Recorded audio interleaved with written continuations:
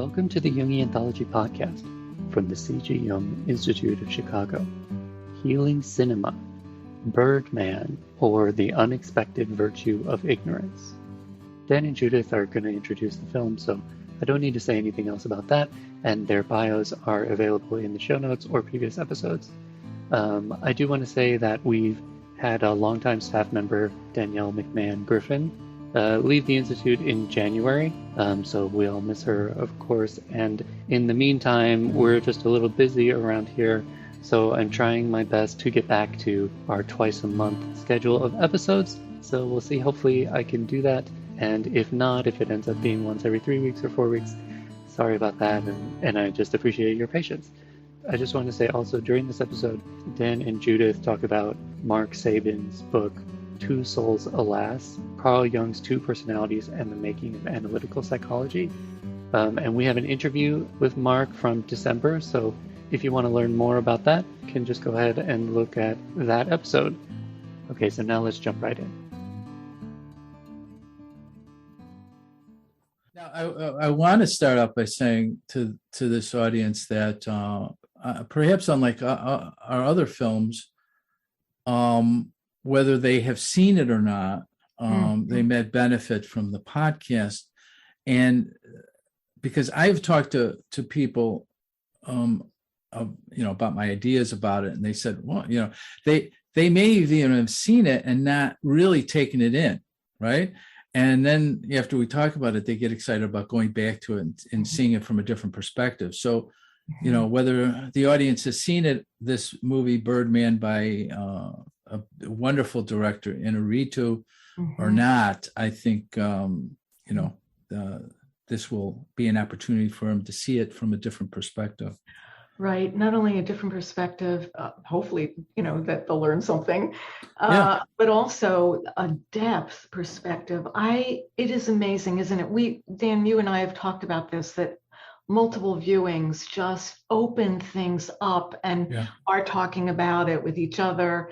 Up till this morning, I would say, knowing that we were going to record today, I have thought of different things, and it's the gift that keeps on giving. It really does. It's like a classical piece of literature.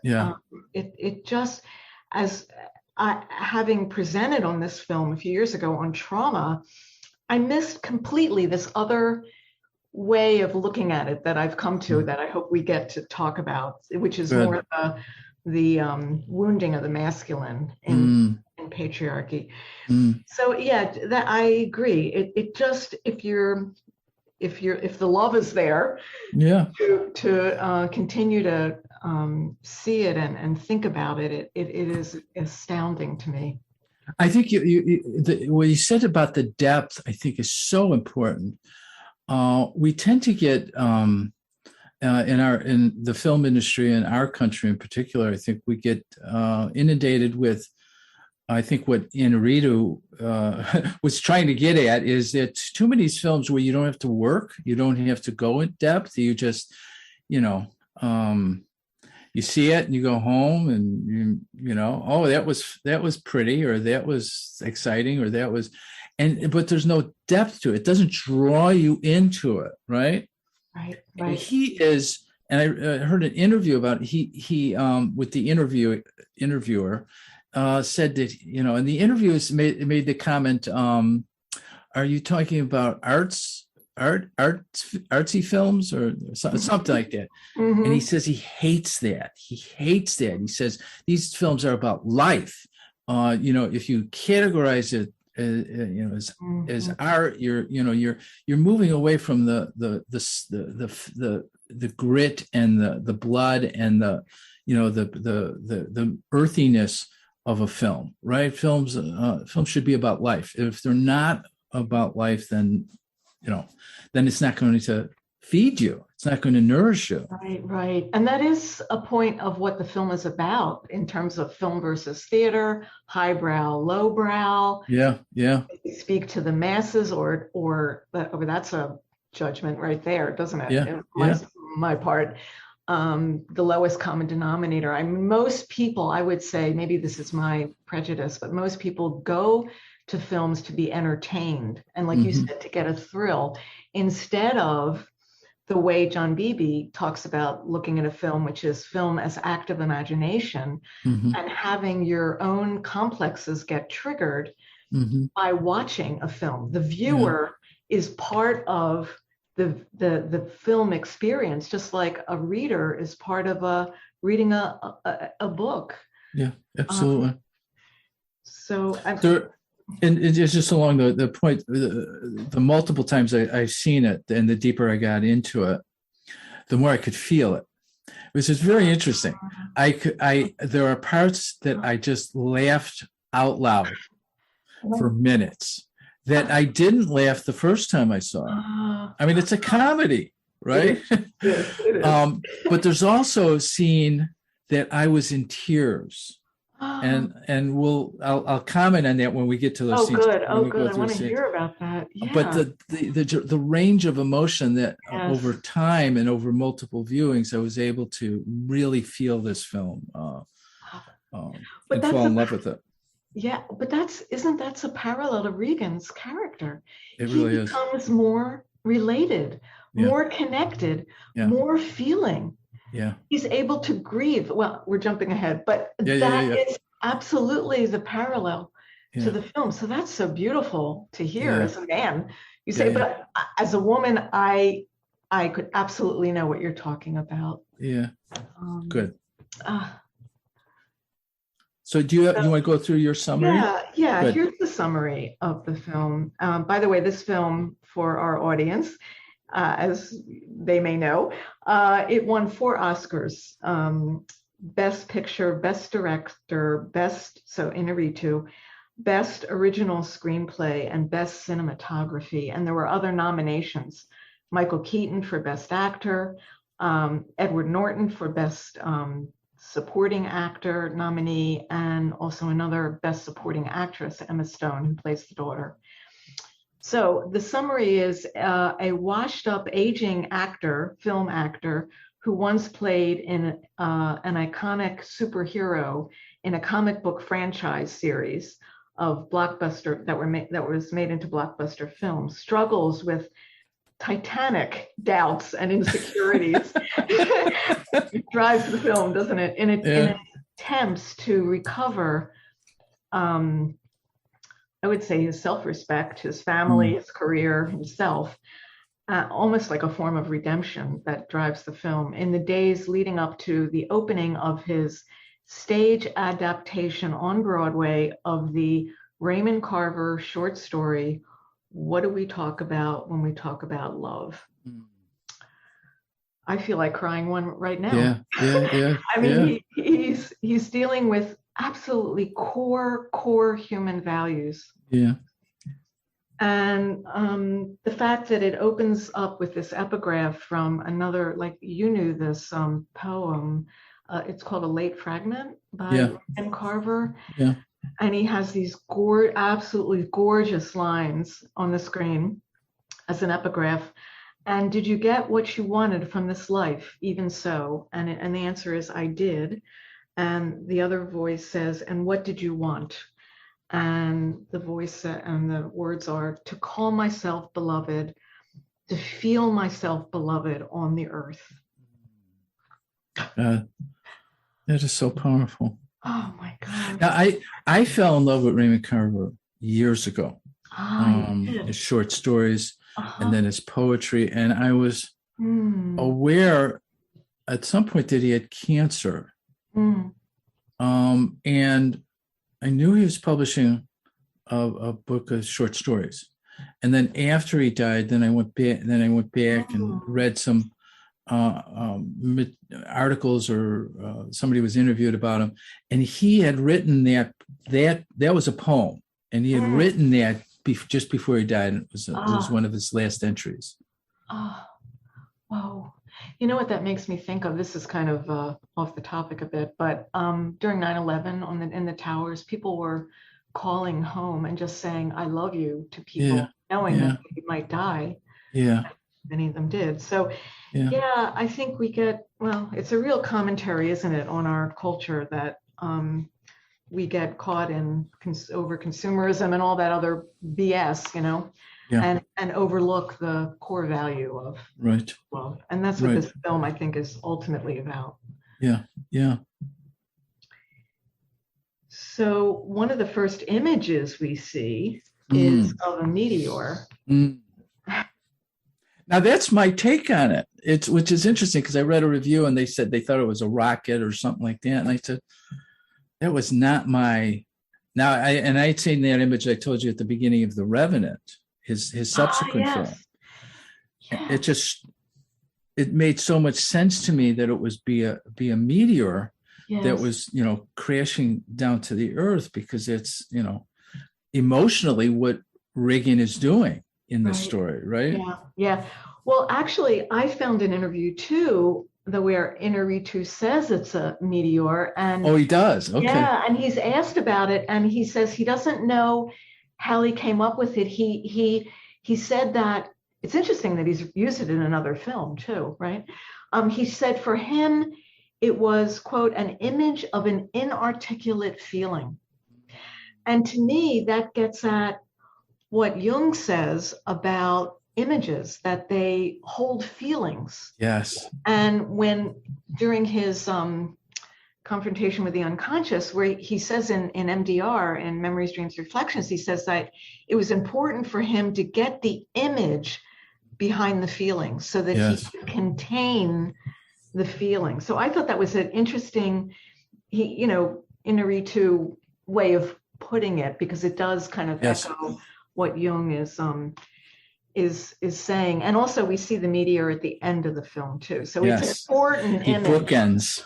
He bookends the film with several things, but that image, it's interesting. The other way of looking at it too is what Jung means by a symbol, and the symbol as a living image that has an unconscious component to it that grabs us because it desires consciousness, right? It desires to come to consciousness. It's so, and that's so Inarritu, right? That he's putting himself out there in such a way because something is pulling at him that he doesn't know what it is, and he leaves it up to the audience to help do the work of it in some ways. You know what I'm saying? Right. That we can hold these images and let it sit with us. That's right. Again, that you're saying what I was saying earlier, that we each bring our own stuff, our own issues, our own complexes too. I mean, your feeling about a meteor might be different than mine enough, but I like the way you said that about the symbol, that it desires consciousness. That's beautiful. I think that's right. And so we struggle with it, right? We struggle to find it. We got to struggle with it. Yeah. There's another image, right after that. Yeah, the jellyfish. The jellyfish, yeah.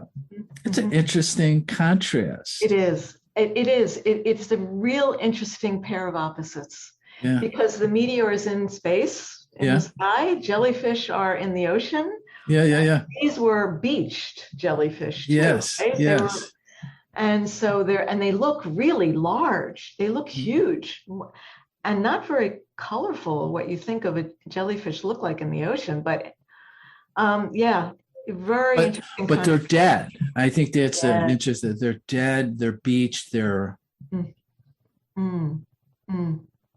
which is almost, it feels like a companion image to the meteor, which is, on fire, right? This is something else. I don't know. Maybe as we go through this. I think we'll get there. Okay. Because how it ends, with the same images and him talking about the jellyfish when he tried to kill himself, that scene at the end with his wife. Okay, good. Yeah. So the opening scene after the images is Regan. I wanted to throw out there right from the start. I looked up Riggin, and the image or the etymology. It means little king. Oh, does it? I was hoping you would do the etymology thing with the name because I did. Wow. I was like, that blew me away. That is perfect for this film. Perfect. Inaritu doesn't know how psychological he is. Oh my goodness. Whoever came up with that, it's brilliant because it's a paradox, right? It's a paradox. And we're talking about a lot of.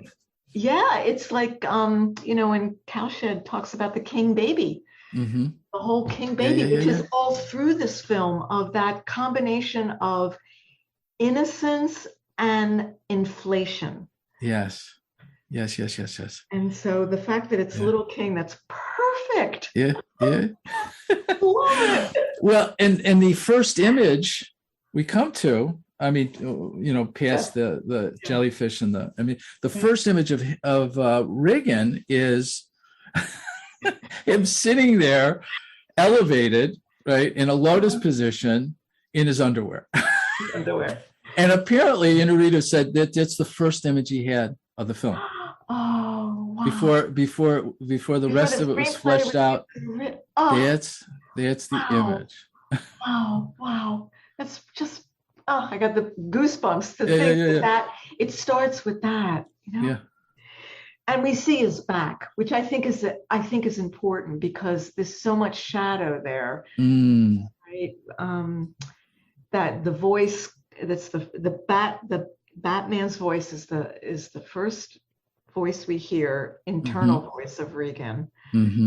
And but yes, the combination of elevation, levitation, and exposure, vulnerability. He's in his underwear. It's so interesting. So throughout this film, this what I call the highest and the lowest, which is very alchemical, is in the same space, but not integrated, right? It's like it's in the same space, but it's not yet integrated. And I think the rest of the film is this integration of or bringing closer together this higher version of him and this lower version of him, right? Yes. I mean, maybe we could say that there's a splitting there, right? There's a splitting between the two. Yes. But I like your alchemical take on it. Yeah. He's got this voice that drives him crazy. We learn, is constantly like at him about, what are we doing here? Get out of this place. It smells like balls. I mean, it's very vulgar, but it captures the almost, I don't know. I mean, as it unfolds, we see the violence in the voice, the violence. Yes.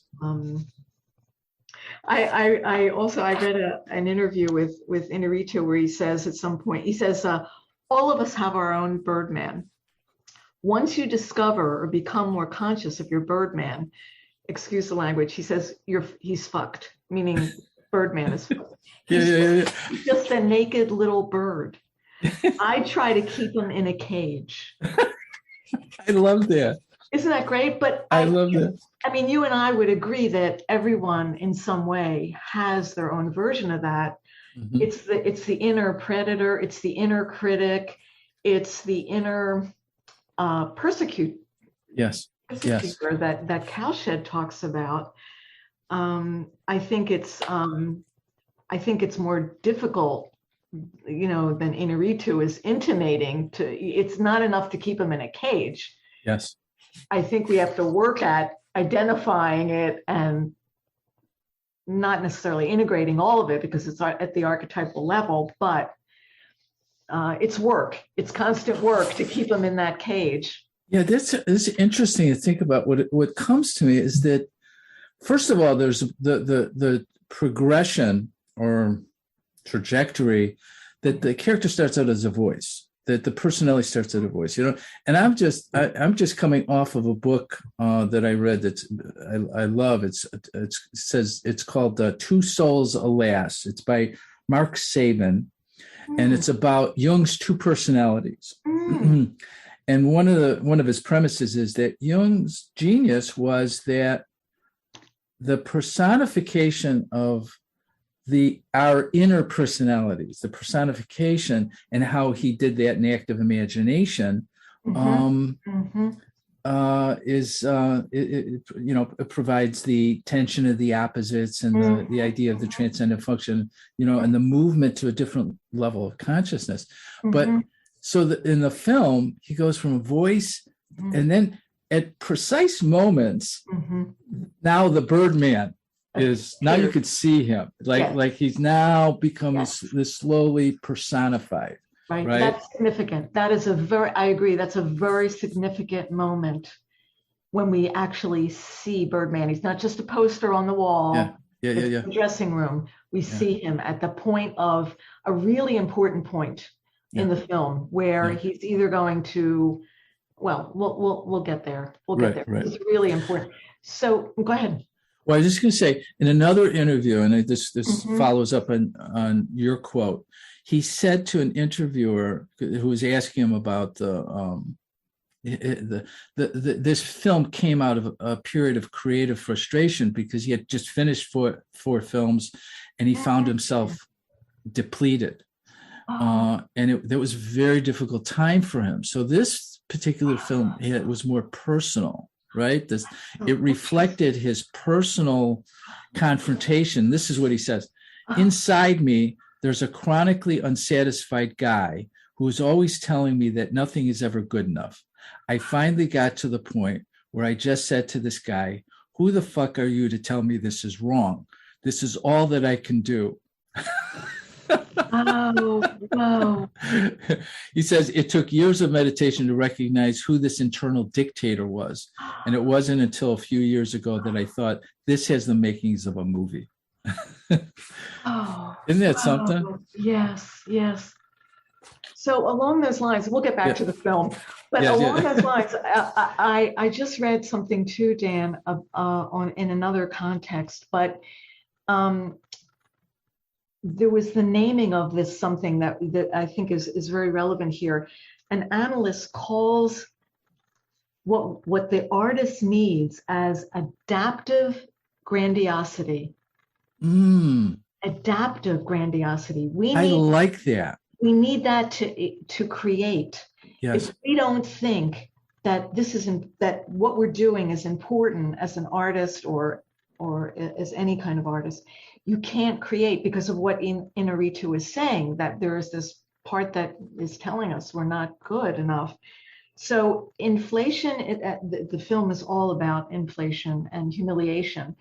And so, but this idea that for a time, or the recognition maybe, that inflation can be adaptive. You can very easily turn maladaptive. Yes. Into this inner dictator who says, we're not good enough. But in those moments, we try to have adaptive grandiosity. I really like that. Isn't that great? Because where I was thinking, the progression of the story, he becomes Birdman, right? He resists, he represses, he's trying to shut him up. Mm-hmm. And then, as he descends deeper into his own humiliation because of all the things that are going on, then he becomes Birdman for that time period, right? You mean he can say bye-bye to Birdman? Well, I mean, when he's flying around and, so I'm equating that to, or it's flying around in the film, and there's enough reality to keep the audience grounded into what's really going on. But in his mind, he's, causing all these things to occur, right? Oh, right. That, I think that goes along with the adaptive grandiosity. This is adaptive. It's not like he's psychotic and and they take him away. No. He is going through this identification with this person to get through him, right? Right. But in those, we can talk about it as we go through the film, because I would say in those moments when he's flying, he's escaping. Mm-hmm. He's working it through still. He's not there yet. right? Yeah. I mean, I would argue that he's not quite there yet. I think that he's looking for the grand gesture, as he says on the roof. Yeah. And maybe at that point he has decided to attempt suicide, just like in the scene in the play. But we'll get there. But I think it speaks to the idea of adaptive meaning. Is it an escape? Yes, but it's also a compensation to the level of humiliation, right? The deeper he goes into his humiliation, the more he moves into this. It's very interesting, the timing of things. Every time when his daughter, lambates him, then he goes and he's moving the that dish or whatever that was. He's moving that dish. It's like these telepathic powers start to emerge when he's most ashamed or most humiliated, or that's starting to come up. Right. Because I would say, don't you think that he's identified more with the archetype in that moment? Yes. So he's King Baby right there, because he thinks he's got all these powers that. Yeah. But isn't that the artist? Isn't that what that adaptive grandiosity is? The artist has to carry that God image, right, to create, right, but not identify with, not over identify. Where is that line? Where's that line? Because we know of all the artists that thought they needed to drink or take drugs to create. So, well, let's go back to Regan in his underwear. Yeah.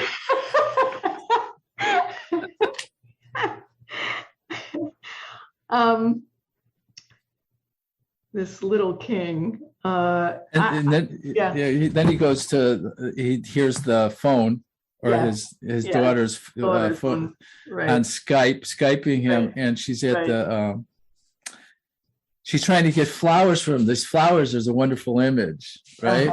Because that two bookends.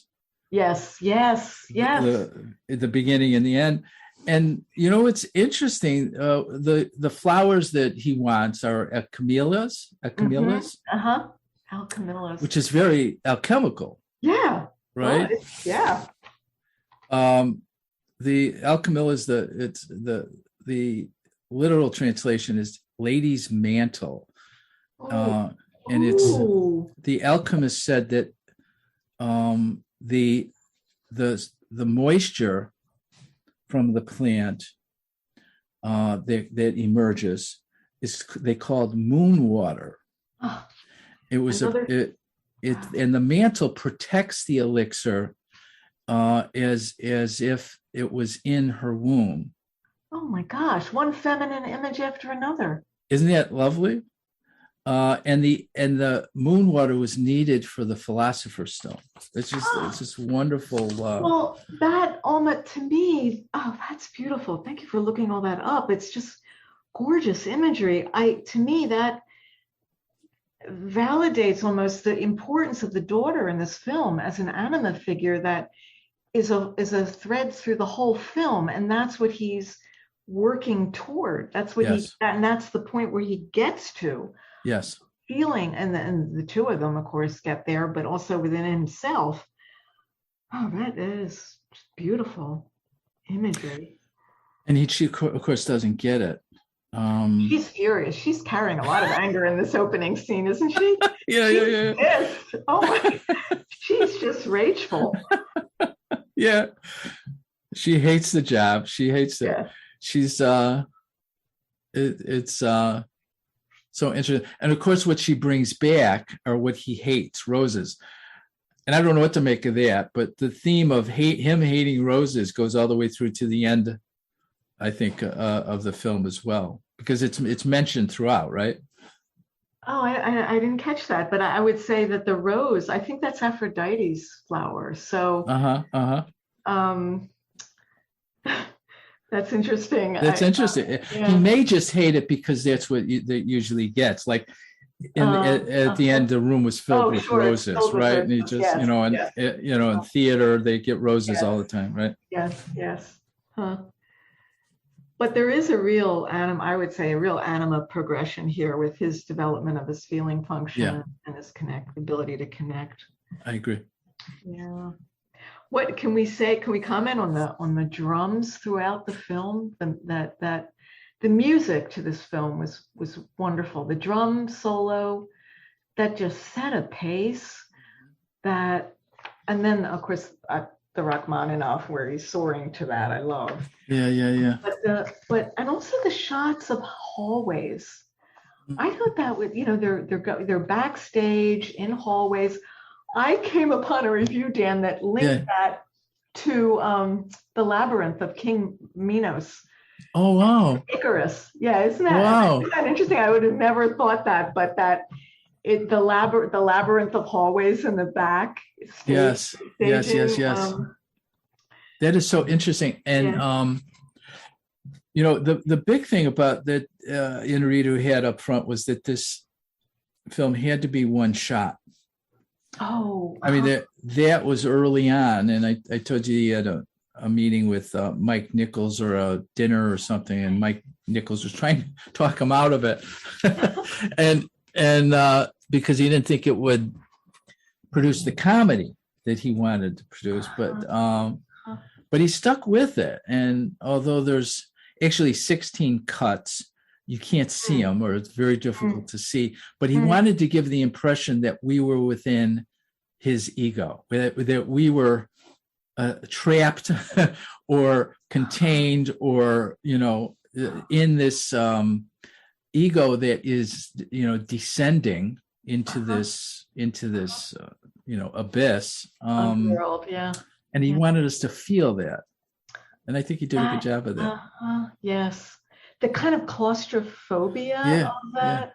Yeah, you do have a sense that you just want to get out of there. There are moments you just I want to go out on the street. Oh, I didn't tell you, when I was in New York seeing To Kill a Mockingbird, I went by St. James Theater. I made my wife take a picture of me in front of St. James. A true fanboy. Oh my goodness! I'm going. This is great. She's going.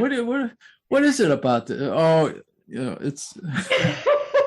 I'll tell you later about it. Yeah, that kind of that what do you call them? The viaducts underneath the alleyways. The alleyways that he has to walk through to get to Times Square, and that's wonderful. You're such a fanboy.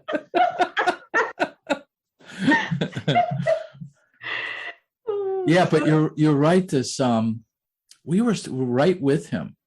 Yes, right with him. Yeah, we were in his head, and I think that's Michael Keaton. I think that's the brilliance of Michael Keaton. We feel his pain. We feel his pain, because we can relate to it. Everybody has that persecutor inside, that inner critic that drives us crazy. Yeah.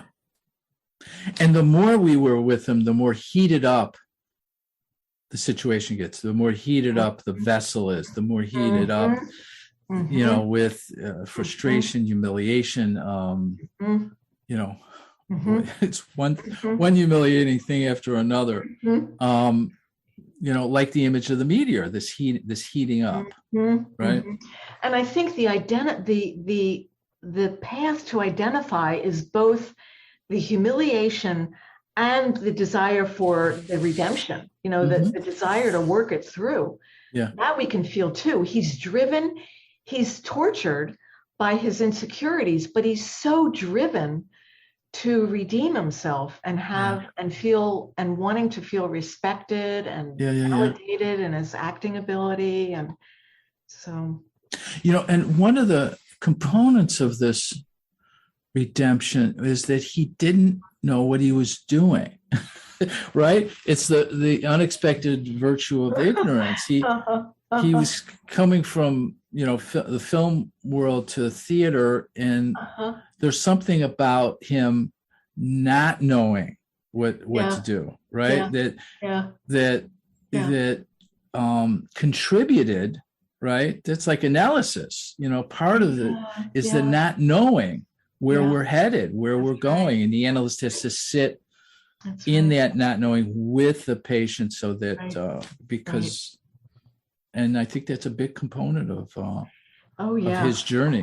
Of course. And, it's interesting when you say that, because it makes me think of how, as a film star, he had the ability, even though he was running out of money all the time, but he had his name, and ability to go to Broadway. This wasn't like a preview on off Broadway. This was Broadway. You're right. So that's an inflated part, right? Yes. So it's that inflated innocence that gets him into this predicament of being caught by all the insecurities, but driven to do it anyway. That's right. And not knowing where it's going to go. That's a real good point. I hadn't thought about that this whole setup was an inflation by virtue of the fact that he had a name, and that was the only way that he would have gotten a play like this on Broadway with the backers. Yeah. So interspersed in all this is how he's drawn to the Raymond Carver play, and how he's written a stage adaptation to it, which is all about what is the nature and true meaning of love. And I pulled out this, we know this quote from Jung. I love this quote from Jung in MDR. It's like page 353. And just let me read it, okay? Yes, please. Because it really addresses what I think Carver was, I have no idea, of course, but what Carver was going after, and what Regan is caught by wanting to understand more. So Jung says, but I falter before the task of finding the language which might adequately express the incalculable paradoxes of love. Eros is a cosmogonos, a creator and father-mother of all higher consciousness. In my medical experience, as well as in my own life, I have again and again been faced with the mystery of love and have never been able to explain what it is. Like Job, I had to, and this is a quote from Job, lay my hand on my mouth. I have spoken once, I will not answer, and I will not answer. It's beautiful. That's beautiful. That from Jung. And I think that's what the film is about too.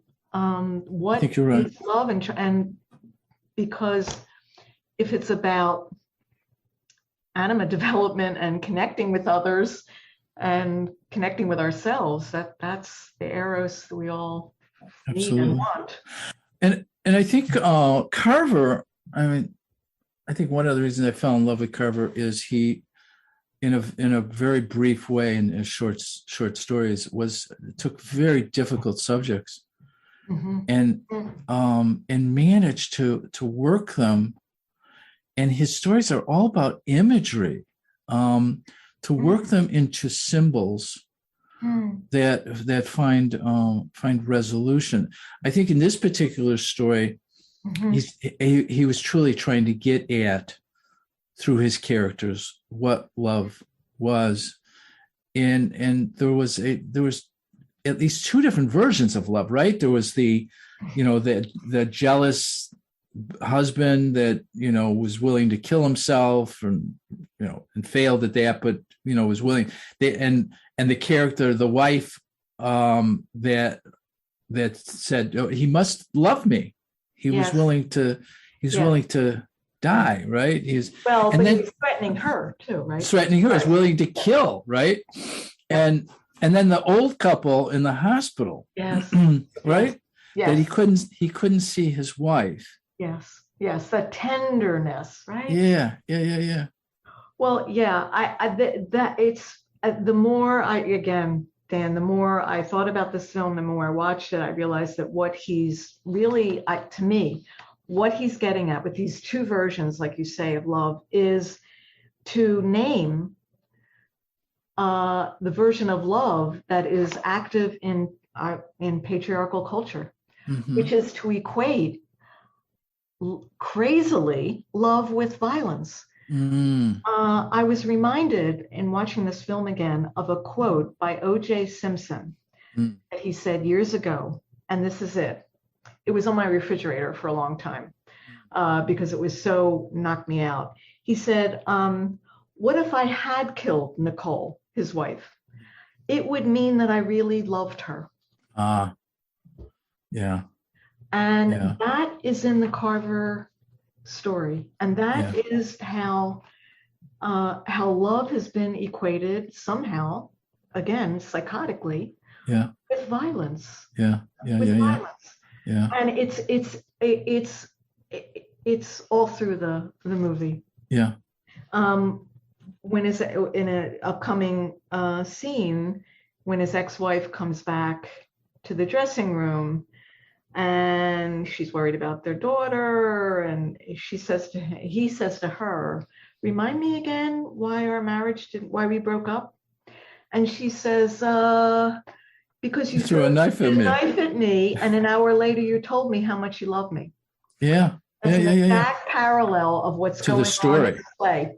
Yes. To the story. Yes. So in that way, the film is just brilliant, the way it parallels. Yeah, and and so Regan is trying to get at the truth of love, right? For himself, for himself. Life. Through the play. Yes, through the play, through the characters of the play, and each have their own story, but also having something to do with that theme of realness. Even Mike Shiner, right? He can only be real on stage, which is such a paradox, right? And all these characters are very interesting if we think of them as parts of Regan, right? As aspects of Regan, right? Mike Shiner would be what? Mike Shiner is a version of him, his arrogance, right? But also this sense of it really touched me when he defended Regan to the critic. Oh, we're jumping ahead. Do you remember that scene though? He says, in the bar. Well, tomorrow at the opening, he's going to put everything he is out there, and what are you going to be doing? To the critic, right? Yeah. He uses it to kind of twist the knife in her. Yeah. He's defending Regan. Well, he's part of the show now, so maybe he's defending himself as well. But yeah. Well, I think what he was respecting was Regan's attempt. Yes, attempt. Right. He says something like that. He says you know who walk these floorboards, and you're doing, wow, that's a lot you're taking on, or something like that. Yeah. So the fact that he's chosen this story is highly relevant, right? Yeah. No doubt. So then we have the scene in the press interview in the dressing room is really funny, where the great line that one of the journalist says, that he quotes Roland Barthes and says, the cultural work of the past done by gods and epic sagas is now being done by laundry detergent commercials and comic strip characters. What a slam at Birdman, right?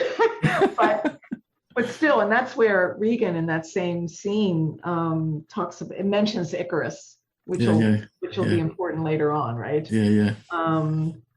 So he gets to say that no, he turned down Birdman again because he wants to do something more meaningful. Yeah. In life. Yeah, that whole scene is interesting, and then the female reporter is reporting something that was it goes back to the quote that's on his mirror. Do you remember that? Yeah. And that's attributed to who? Who's it? Joan Didion? No, Susan Sontag. Susan Sontag. That's right. Yeah. And what is it? A thing is a thing. Is a thing, not what is said of the thing. Yeah, that's such a great quote. That's got some reverberations there of, I mean, we could maybe that, Inaritu is probably like Hitchcock, that nothing is wasted. Nothing is wasted. Yeah, so that probably has some meaning about all the social media stuff that's going through naming things that aren't really the thing, or. Well, it was played out in that scene because when she said something about, do you inject pig semen or something like that? Yeah, and he goes, where did she get that? She goes, I'll just say you deny it. Or he goes, no, why are you even talking about it? And somebody else says, oh yeah. And he says, no, why are you? It's like what he is not is simply thrown out there as if it's him. And now he has to defend himself because now it's in social media, and now it was so brief but so poignant to get his point across, right? Yeah. Well, could we say it's like fake news, or all the ways in which we yes. We're manipulated. Manipulated, yes. Absolutely. Yes. Yeah. Mm. So then he goes from there. Yeah. Preview. Yeah. Or practice. Yes, on the stage. Yeah. Yeah. I noted all the humiliations. That I got into a thing of wanting to note all the times that there's humiliation mentioned. Yeah. So soon after, I think he comes. Well, no, I'm jumping ahead just a little. Mm-hmm. Because so there's the practice. They're practicing their lines, and we should probably kind of skip over some of this stuff, Dan, because we're taking time. Yeah, we want to get to the good stuff. But there was a humiliation after the first preview when he comes off on stage. His producer friend says your zipper's down to Regan, having just walked off stage. Then there's the scene with the ex-wife, the very important scene in the dressing room where something she says something to him. Do you remember what the? Yeah, importantly, she says to him, "You confuse love with admiration." Yeah. Oh, that's so. Yeah, of course, that's what everybody is doing these days.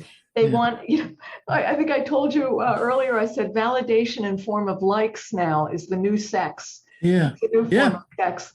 So everyone wants to be admired and get their likes, and they're confusing it with love, real love. Yeah. So that was prescient and important line. And then these scenes with the critic, I think, are important because I had the thought, what do you think of her? She's like a female version of Birdman. She's so inflated. I'm going to ruin your play what I write, right? Yeah. It's something else. And you pointed out that he brings his Raymond Carver cocktail napkin. That Raymond Carver signed after seeing him in a high school play, and said, thanks for an honest performance, something like that. Right. And you pointed out, which is interesting, when I saw it again, I said, oh, that's right. When he brings it to the critic to explain himself, she's not interested. Yeah. And she's, going to destroy the play. He leaves it there, which is interesting. Yeah. Well, I think that's a later scene where he's at a crisis point. Okay. It's like after the second preview or something where he's really scared that he's going to fail. Mm-hmm. So he's given up. I think maybe at that point he's decided he's going to do the grand gesture. Listen, identifying so much with Birdman that he's caught by thinking he's not gonna make it, and that's when he drinks. He goes out, he gets a bottle, he drinks, he wakes up, and then that's when he first flies, right? That's when he's on the roof and he's gonna jump and it's so interesting, Dan, that what comes out so strongly, I didn't think I got this until, again, multiple viewings. His worst fear is humiliation. Mm-hmm. His worst fear. And clinically, don't you find that when you get to like, well, what then? What do we fear the most? Men and women, in my experience as a clinician, will say a fear of ridicule and humiliation. Yeah, absolutely. And we know by that quote, Nora Hall's quote, love it. To get through the labyrinth of life, we have to keep one hand on the cold, shuddering wall of humiliation, right? We know that's important. In my practice over time, over the years of practice, I'm acutely aware of when humiliation is there, and shame, and realizing the work that we're doing is arriving at a place where the person can feel it, right, and feel it in presence in the session, with the witness, in that container, and that's in its own time, right? That's right. And survive it. Because we're human, and this is what makes us human. There's a great book that a client turned me on to that's apparently used in AA, or used in AA, Alcoholics Anonymous. The title is The Spirituality of Imperfection. That kind of says it all. You know? It does. I mean, it's almost like we could say it's a spiritual practice. Yes. To honor the times that we're humiliated, but to get people there, it's with the ego, which Birdman is, supporting, is deflated ego, doesn't like to be stung and will resist that, and that's what we see in the film. He's constantly resisting that humiliation, and yet he's constantly pursuing it. That's the trickster, right? The trickster really gets us in touch with our humiliation. It's the trickster. It is. Just beware, be careful what you speak of or fear. It'll grab you. Yeah. And the humiliation is, the root word is humus. Yes. And humus, and it means earth, fertile soil, fertile. Soil, right? Fertile. Yeah. And it's such a beautiful image because it's the image of the meteor coming down to Earth, and the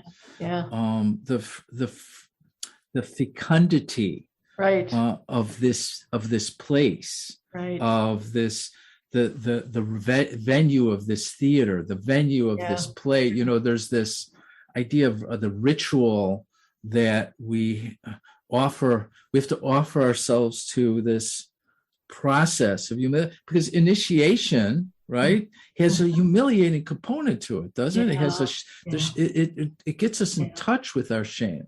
Right. It brings us down to earth. It brings us down to earth. And it's like one analyst once said to me years ago, shit is fertilizer. Yes.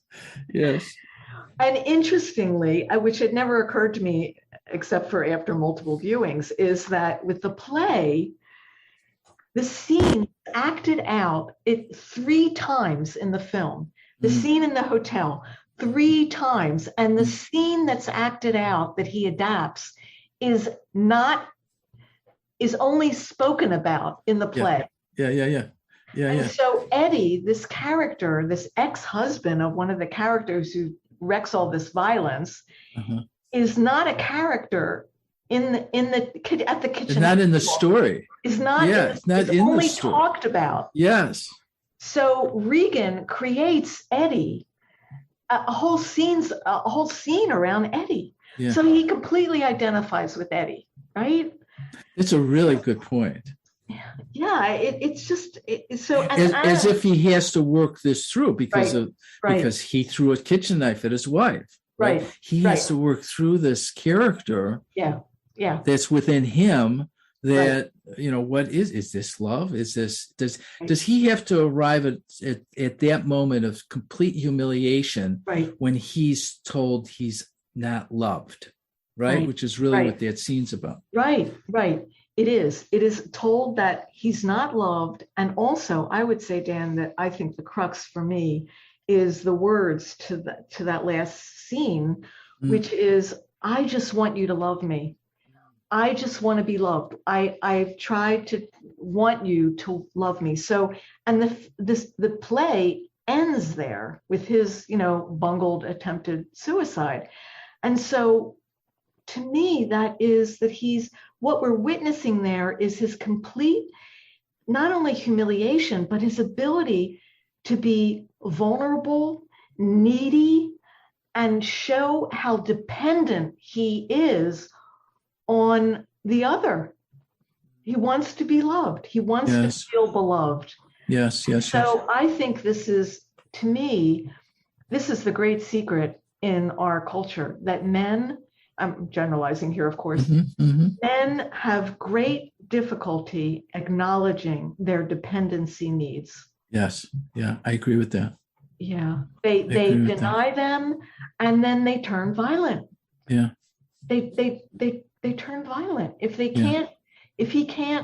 men can't acknowledge they need others, and they are risking that, then that's not love. Yeah. And I think that's why the play in the movie was such a success.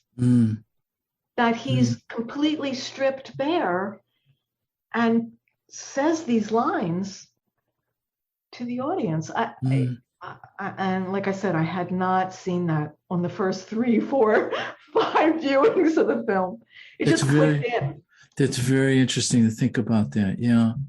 And we've talked about that before, the difference working with men is around their ability to feel to live out their dependency needs, right? Right. I think it came up in Rear Window. I think you brought it up in Rear Window.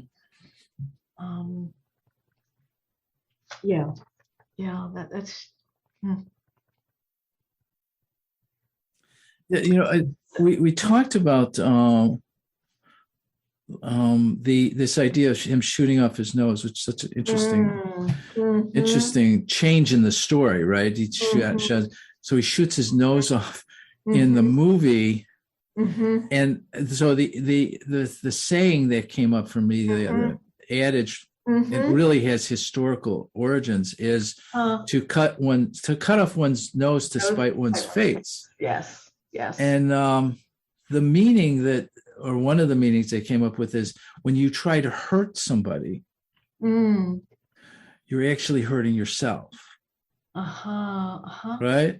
When it's my idea about the revenge fantasy. When I try to suss out, often when there's a humiliation, when there's shame, when there's betrayal, that there's a perpetual revenge fantasy that people carry around, right? And it never gets them to the mourning that they need to do until they can't, right? But they carry the revenge fantasy. It's almost as if this image of shooting one's nose off was hurting somebody, which is the revenge fantasy. To spite oneself, right? Because in the end, you're really hurting yourself, right? Right. Yeah, I agree. That's a great point. You know who writes about spite really well is Sylvia Pereira in her book, The Scapegoat Complex.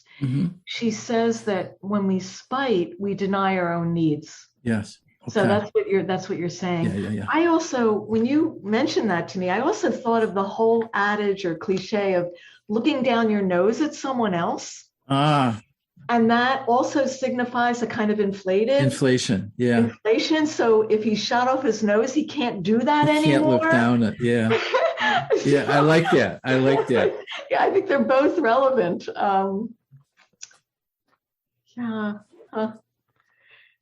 Yeah, and also that last scene in the hospital with the where his face is bandaged because he had attempted shooting off. That to me also mirrors the story in the play of the couple, of the man in bandages and wanting to see his wife through the eye holes. That's right. That's right. Isn't that? I didn't connect that. Isn't that a beautiful parallel? That is beautiful. His face, and he's looking at his wife and his wife and his daughter Regan in the hospital bed. Yeah. I thought that was a beautiful echo. You're right, because the script, the movie script, really makes a point, and in the play, that the character is talking about going to this husband and talking, with his mouth hole and his eye holes, and he was trying to understand him, and he was trying to, understand why the husband was suffering, and what it's so interesting. The other image that I read a review that connected that face covering, that bandage, mirrored the mask that the Birdman was wearing. Okay. Which is a great idea, because what happens at the end, he integrates the Birdman, right? And maybe he owns, I don't know, how would you describe that? He's been transformed, and now the Birdman is just he's just sitting on the toilet. Sitting on the toilet. What a way to end. I would say I understand what you're saying. I would say there's a certain level of integration. Okay. But also, if it's an archetypal defense, like Kalshed says, this persecutory part, it can't. There's a certain amount of it that cannot be integrated. Right. So Regan, under his breath, says to Birdman on the toilet, "Bye bye, fuck you." So I think saying no to that part is a huge thing that we can do in our own lives, to that inner critic. Yes. Saying no, and so a certain amount of integration, that it recedes in power. It doesn't stop us from moving on in our lives. Yeah. But I think a certain amount doesn't get integrated. It's all, given the right set of circumstances, it comes back. It can get triggered again. But another way of thinking about it, which might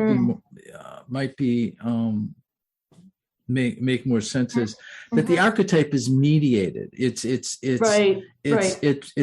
comes into the real, and so he could say no to the archetype, right? He could say, no, that's not me. Yes. But at the same time, he's been transformed by the archetypal energy. Yeah. That's right. There's no question he's been transformed. That's what's so satisfying about this movie. Yeah. That there is a progression and a growth and redemption in how he interacts with his daughter, and the unexpected virtue of ignorance that he can. And you and I talked about, and we're on the same page regarding, the scene which apparently, people were unclear about, when she's looks down and then looks up, that this is a metaphor for their transformation, right? This is not him flying around. This is, and that he is, there's something about the daughter, Sam, in terms of she needed him to be something. She, this idea that parents project onto their children their individuation needs, right? For sure. And expect the children to individuate in ways that, the unlived life, right? Right. And she needed him to do this. Yeah.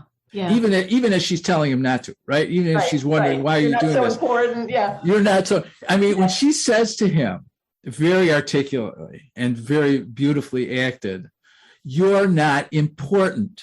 Yeah. We're not important." Yeah. That scene was so poignant. He really had to hear that, and it seemed like he really took that in. Right. Right. That was the counter. It does. Measure to his inflation. Yes, she was mediating his inflation then. Right. Yeah. What was the scene you cried at, Dan?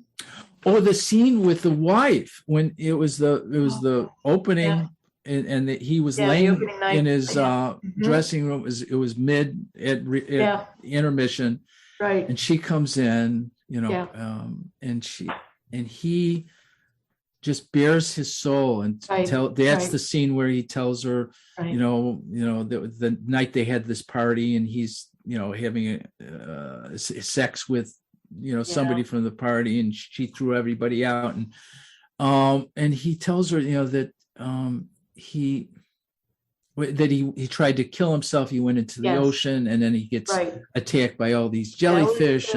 Yes. But then he says, I wish I didn't film Sam's birth. That's the point.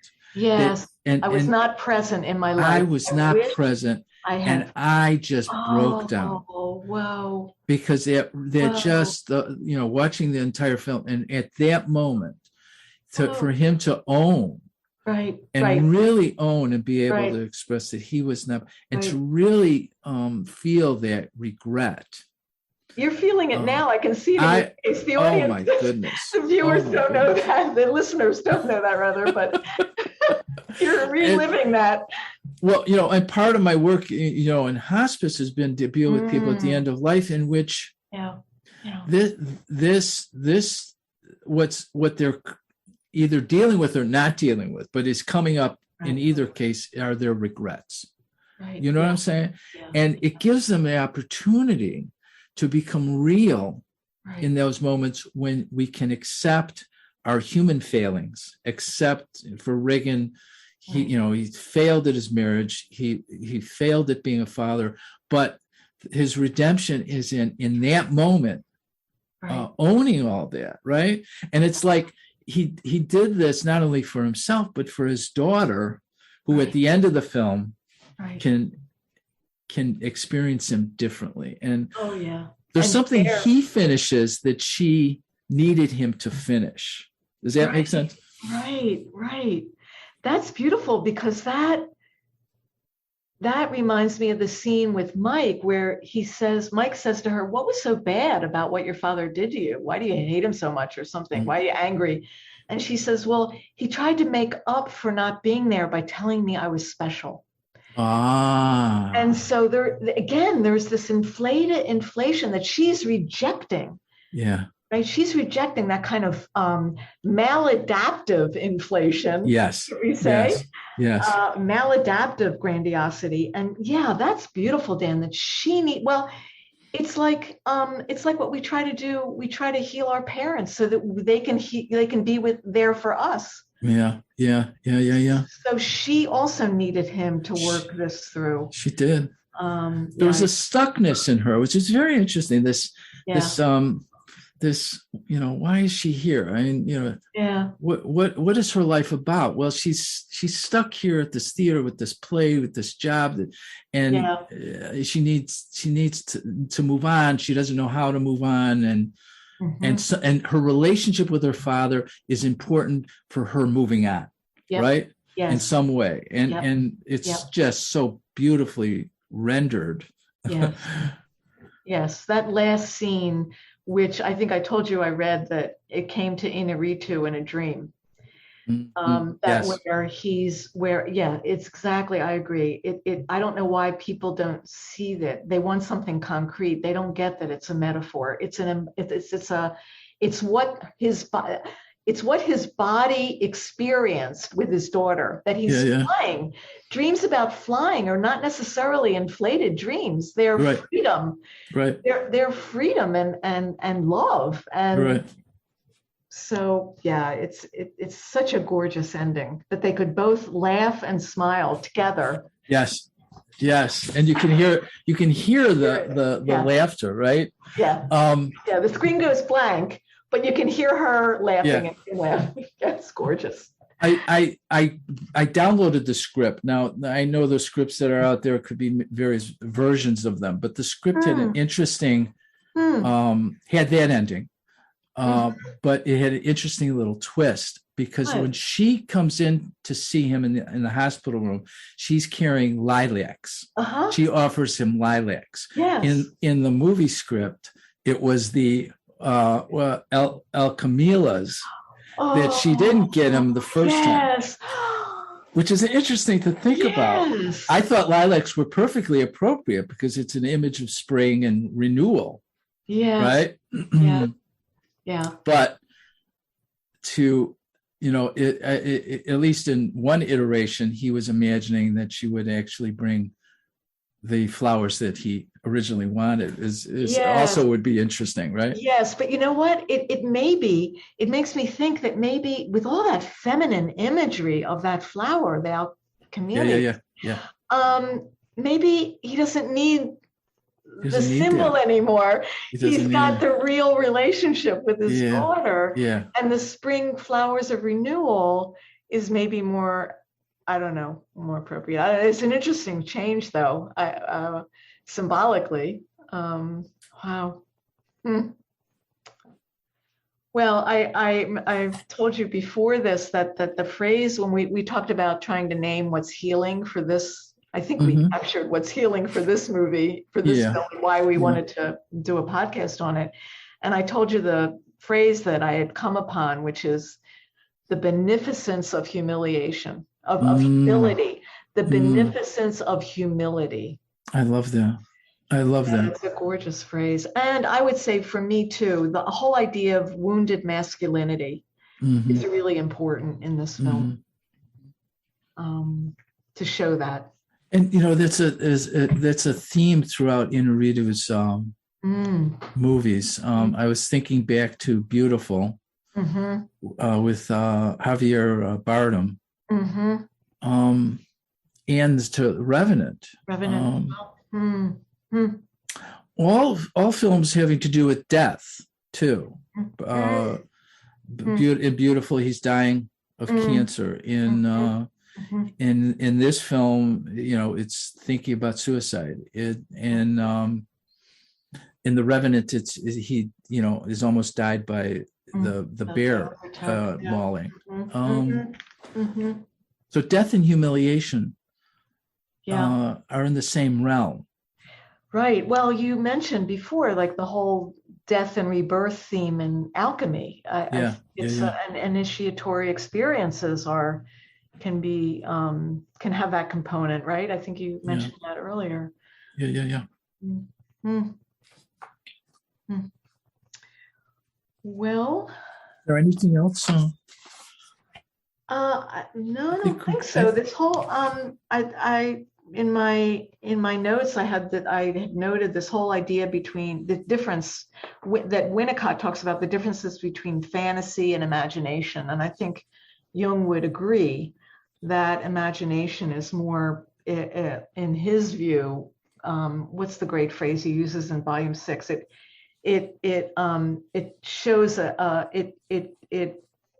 here's this great word, I can't think of it right now, but it's something like he sketches out a line of future development, and so his whole technique of active imagination, whereas fantasy is more like a self-soothing, escapist, avoiding reality and real suffering. And Regan, we see, gets from fantasy to imagination, and I think that's a good point.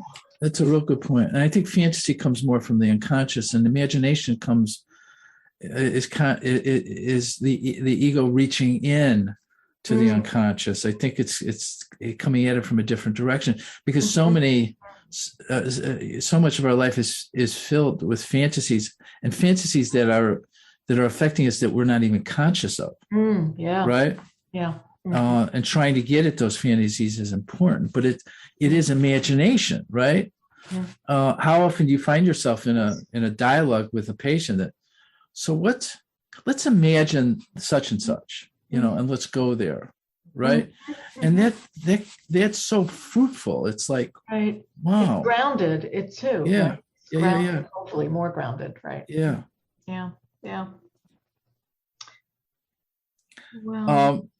There's one more phrase that Inarritu uses that he said somebody else came up. This was in an interview. I think it goes back to the statement on the mirror. A thing is a thing, not with and this says, he was talking about the word water. This is the statement: the word water will not wet you. Will not wet you. The word water will not wet you. And he was using that to describe, when he puts in a script, that like in The Revenant, the Indians attack, right? He just puts the gun. Uh-huh. He goes, whenever he does something like that, he wreaks havoc on a set with all of the people that have to make a film, because then it's just, he's just using the word water. Now it's up to everybody to come up with the wetness of it, right? Yeah. When he puts in something in a script, he goes, you have to follow through. Now in this film, he makes a great point of saying he had to, which he admires all the actors that did it, everything had to be completely choreographed down to the second, because they have to move from one spot. They actually had painted lines. Wow. They would have to move from one spot to another in a particular time. Wow. Because remember, everything was a continuous shot. Continuous shot. Yeah, so, when somebody was walking in or something was happening, they couldn't break. They couldn't break for it. It had to be continued. So all of these actors they actually had people that were hired to act it out and step it out before they brought the actors in. And then they had to, it was completely choreographed. Yeah. Which is just so interesting. And they really went through it. Yeah, but somehow that formal structure or something really allowed for you to enter. Isn't that something? The action, where it didn't dampen it down at all. It didn't dampen it down. Oh, interesting. But yeah, it's the quality of, the attack or the relationship, or it's not, they kiss. Well, how are they kissing? I mean, you have to flesh it out. That's right. Oh, this was great fun, Dan. This film is just so brilliant. I hope people see it and see it in other ways than we saw it, and it's so rich. I hope so too. So everybody, go, if you haven't seen it, go see it. If you did see it, go see it again. That's right. I certainly will. Yeah. I'm not done with this film. It has stayed with me. I have to say that the last couple of times I've seen it, it puts me in a place of honoring humility. Yes. Yeah. It shifts something in me. Yeah. And that's the power of film. Wow. That's what makes it healing. Wow. I think that's well put. And I think, my being able to laugh and cry after multiple viewings speaks to the something was moved in me. Something allowed me to get into my body, right? Yeah. Mm-hmm. Out of my head into my body, and the film facilitated that. Right. That's beautifully put too. Wow. Thank you, Judith. Thank you. I love these times together that we have. It's just so exciting, so meaningful. Me too. A lot of energy between us. Thank you.